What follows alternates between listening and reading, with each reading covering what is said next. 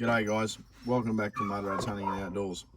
In this video I'm going to show you how to be installing an Outback Systems roof console into your Holden, Colorado, whether it be 2016 up to 2019.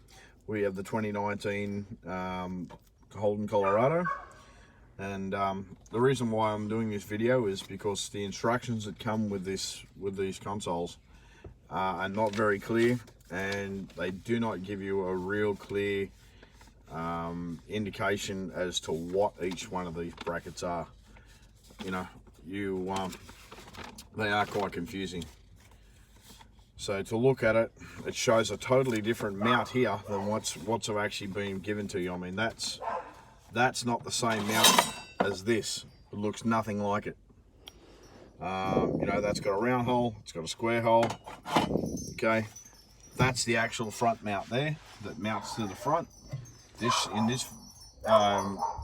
actual picture here shows that to be the front mount, which is not. This is the front mount here.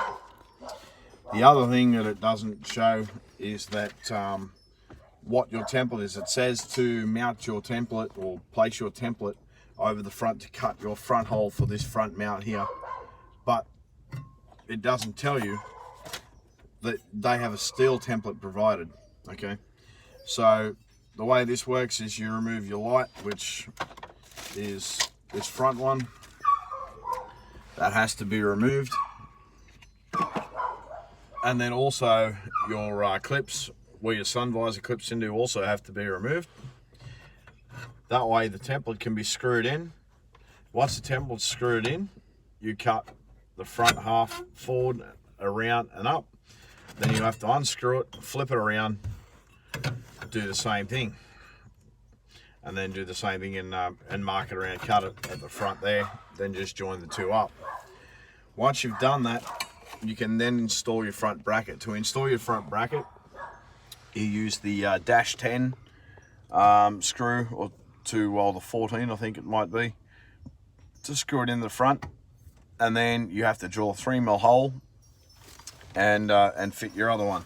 Now, when in the instructions it says to leave only 20mm of drill bit sticking out the front of your drill, which is great advice because it's too easy to try and just punch a hole through your roof if you're trying to leave the full extension of the drill bit sticking out too far.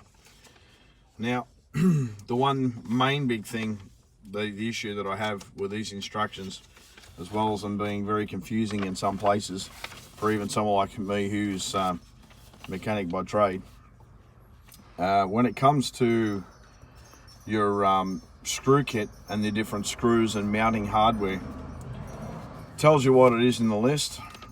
Okay, in the instructions it tells you to find your template. To anyone else who was given a whole bunch of plates like this in a kit, everything's got screw holes in it.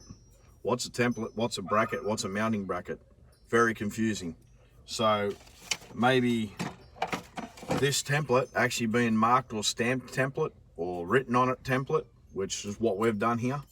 We've actually written on it template, so we know that it's a template. That's something that you guys at Outback Industries need to turn around and look at doing, or at least turn around and showing a picture of this template, you know, underneath all your description of the list of parts. On top of that, what would be really handy for those who aren't mechanically minded would to also have a life-size screw chart with the different size screws that you have here, coinciding with the dash 10, dash 20, dash 8, dash 14, so that people know exactly what screw you want mounted to where, because it can be quite confusing for even those like myself who have been you know, doing stuff like this for quite a long time. So the other thing is, once you've got the front mount plate in, you can go to the rear mounted plate. With the rear mounted plate, there's a red texture mark around the two screws that actually mount the plate to the actual where the light fitting was. So that's quite simple, that's quite clear in the instructions, that part. The other part that's reasonably quite clear in the instructions is how this wires in, which basically, you know, you put your yellow one straight to earth, which goes to your body screw, and then basically the red goes to the red and the white on the plug, and the white here goes to the grey on the plug. I'd suggest getting some heat shrink and heat shrinking those once they're in, so they can't move out of place and short or anything else. Then once you're done with that, then basically you can then take your roof console and basically put your roof console up into place, and those 3 extensions connect directly into the harness on the console. So once that's done, you can set it up in place, put your 2 front screws in first. That'll allow it easy for you to handle holding the rear into place while you put the rear screws in. Once you've got those in, you can then install the rubber plug, the cover plug that covers those bolts, and then also the radio handpiece on the side if you wish to run a radio. Being that we are fitting a UHF radio into this vehicle, one thing to be aware of is these panels here, the pillar panels, they're just a pull out. They will just pull out. You know, there's nothing too special holding those in. On the other hand, the hand pieces, they have a flip away style cover. So with those, it's just a basic simple grab the actual cover. It's quite tricky, and it'll just fold back and expose the torque style bolt that unbolts them, and then they just clip back into place. Quite simple. So that's the extent of that.